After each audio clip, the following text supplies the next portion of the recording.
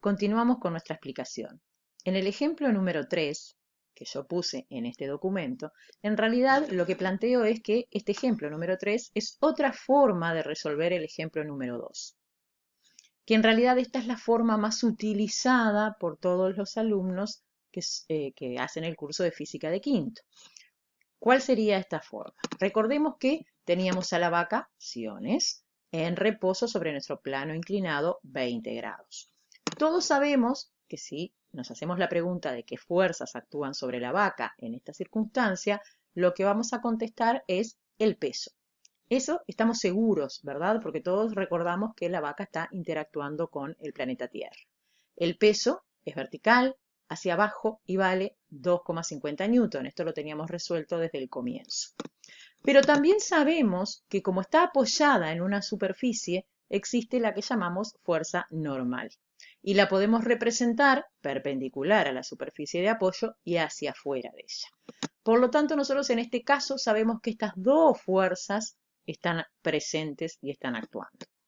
Como no tienen la misma dirección, no están contenidas sobre la misma recta ni sobre rectas paralelas, la estrategia que vamos a utilizar es trabajar por ejes. Vamos a trazar los ejes cartesianos, X e Y.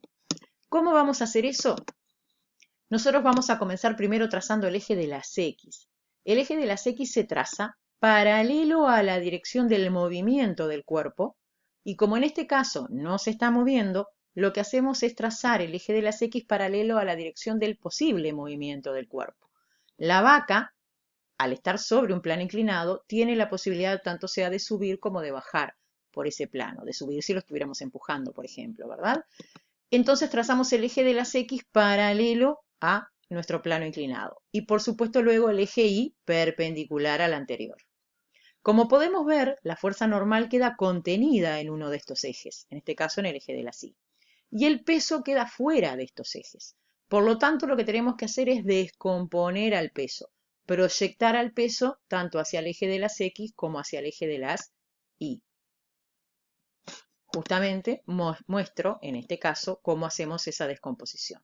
Proyecto el peso hacia el eje Y y aparece la componente del peso en el eje Y que voy a llamar P sub I.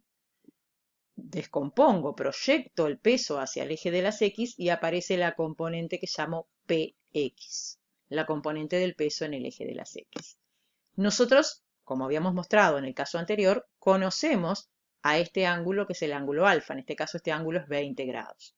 PI es cateto adyacente a ese ángulo alfa y PX, que vale lo mismo que este lado que está acá, es el cateto opuesto. Entonces, si yo quiero calcular PI, uso coseno de 20 grados. Y si quiero calcular PX, uso seno de 20 grados. Y acá podemos observar cómo hacemos esos cálculos y cómo podemos obtener el valor de PX y el valor de PI, que son las componentes del peso.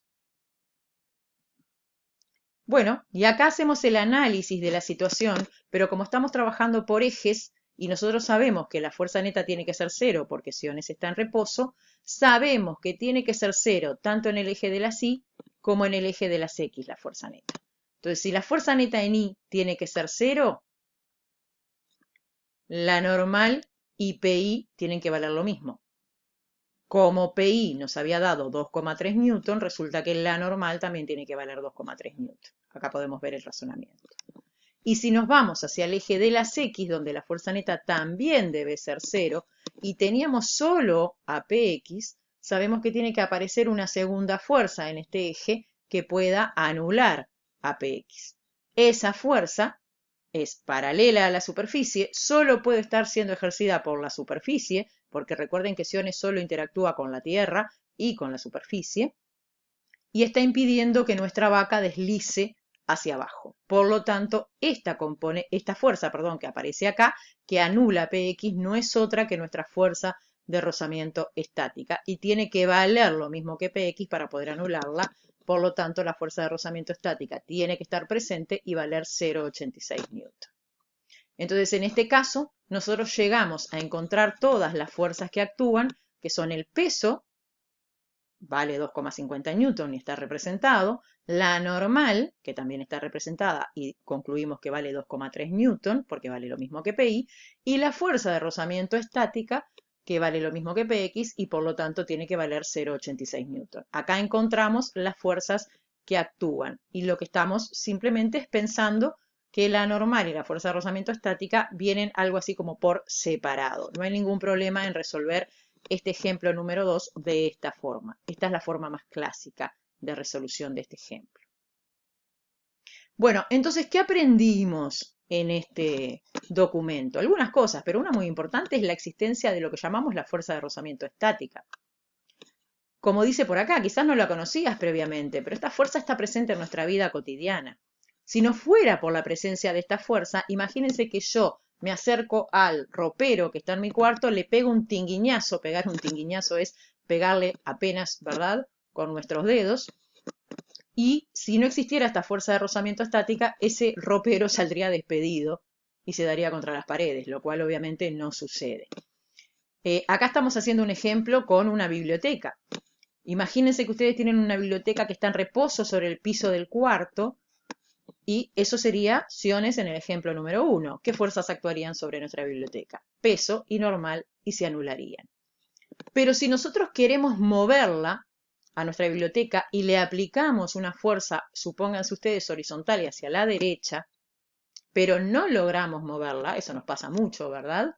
Quiere decir que tiene que haber aparecido una fuerza que anule a la que nosotros hacíamos, porque la normal y el peso siguen anulándose. Por lo tanto, esa fuerza que apareció y que anuló a mi fuerza es la fuerza de rozamiento estática. Actúa, anula mi fuerza y evita que yo pueda empezar a mover la biblioteca. Pero si anula mi fuerza, quiere decir que vale lo mismo que la mía. O sea que si yo ejercí una fuerza de 20 newton, la fuerza de rozamiento estática que apareció también valió 20 newton y anuló la mía. Pero también puede pasar que yo ejerza una fuerza mayor sobre la biblioteca y aún así no logre moverla. Supónganse que ahora la fuerza que yo ejerzo vale 50 newton. Pero como no logro mover todavía la biblioteca, quiere decir que ahora apareció una nueva fuerza de rozamiento estática que ahora vale 50 newton y que anula la que yo estoy ejerciendo. Por eso yo digo que la fuerza de rozamiento estática puede ir tomando diferentes valores, los necesarios para anular a la fuerza que yo estoy ejerciendo y poder mantener a la biblioteca, en este caso, en reposo. Pero si nosotros pensamos en que seguimos aumentando la fuerza que nosotros realizamos y que ahora en vez de valer 50 newton vale 60, 70, 80 y la vamos aumentando, sabemos por experiencia que en un determinado momento vamos a lograr mover nuestra biblioteca. Eso quiere decir que la fuerza de rozamiento estática fue creciendo a la par de nuestra fuerza y la siguió anulando, pero hasta cierto límite. ¿De acuerdo? Ese límite es lo que llamamos la fuerza de rozamiento estática máxima. Una vez que superamos el valor de la fuerza de rozamiento estática máxima, no puede la fuerza de rozamiento estática anular a nuestra fuerza y es el momento en el que comenzamos a mover el objeto. Entonces, la fuerza de rozamiento estática puede ir tomando diferentes valores, creciendo para anular a la fuerza que yo ejerzo, pero hasta cierto límite. Ese límite, repito, se llama fuerza de rozamiento estática máxima. ¿De qué depende la fuerza de rozamiento estática máxima? Depende de dos factores. Uno de ellos es el valor de la fuerza normal, no del peso del objeto, ni de su masa, sino de la fuerza normal. Y el otro factor que influye es qué tipo de superficies son las que están en contacto, porque no es lo mismo que mi biblioteca sea de madera y yo quiera empezar a moverla sobre un piso de parquet pulido, que si mi biblioteca es de madera, pero la quiero empezar a mover sobre un piso que es de cemento, o pasto o tierra. Entonces, esos son los dos factores que influyen en el valor de la fuerza de rozamiento estática máxima que debemos superar para que nuestro cuerpo empiece a moverse. La normal y el tipo de superficies que están en contacto.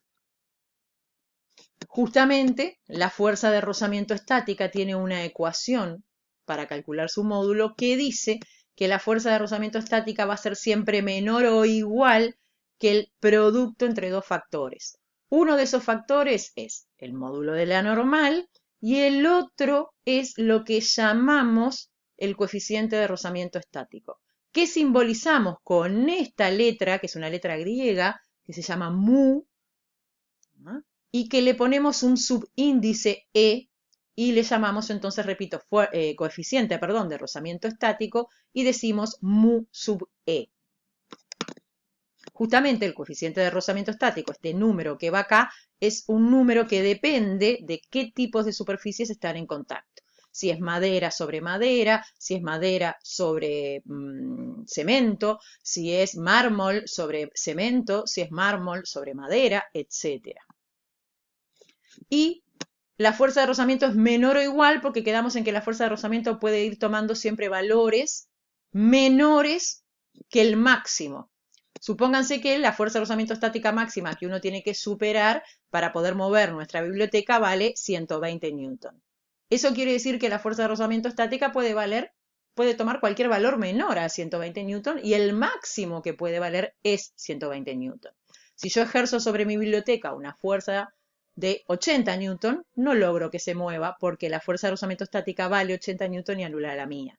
Si yo ejerzo una fuerza de 100 newton, también la fuerza de rozamiento estática vale 100 newton y anula la mía y no logro moverla. Pero si yo supero esos 120 newton, ya no puede la fuerza de rozamiento estática tomar el valor, por ejemplo, 128 newton, y no puede anular a la que yo ejercí y por eso empieza a moverse la biblioteca. Entonces la fuerza de rozamiento estática máxima es igual al producto mu sub E por n. Mientras que la fuerza de rozamiento estática, en general, es menor o igual a mu sub E por n. Entonces, este esquema acá les muestra finalmente que nosotros vamos a trabajar en este curso con dos tipos de fuerza de rozamiento. La fuerza de rozamiento estática, de la cual veníamos hablando, acá están sus características y qué ecuaciones podemos utilizar para saber su módulo, y la fuerza de rozamiento que todos conocemos, que es la que actúa cuando los cuerpos se mueven sobre superficies rugosas, que pasa a llamarse fuerza de rozamiento cinética o dinámica, como le quieran decir. Y esa fuerza de rozamiento cinética también tiene un valor, no es que pueda tomar varios valores, sino que va a tomar un valor, y ese valor también depende del valor de la normal, que está actuando sobre el cuerpo, y de qué tipos de superficies son las que están moviéndose una sobre la otra. O sea, lo que llamamos en física el coeficiente de rozamiento cinético, que simbolizamos como mu sub k. Acá simplemente le puse estos tres símbolos porque a la fuerza de rozamiento cinética o dinámica se la puede llamar con estos tres símbolos. Ustedes en los diferentes libros pueden encontrarla de diferentes maneras. Yo particularmente uso esta terminología, F-Roz K, fuerza de rozamiento cinética. La K es de kinetic.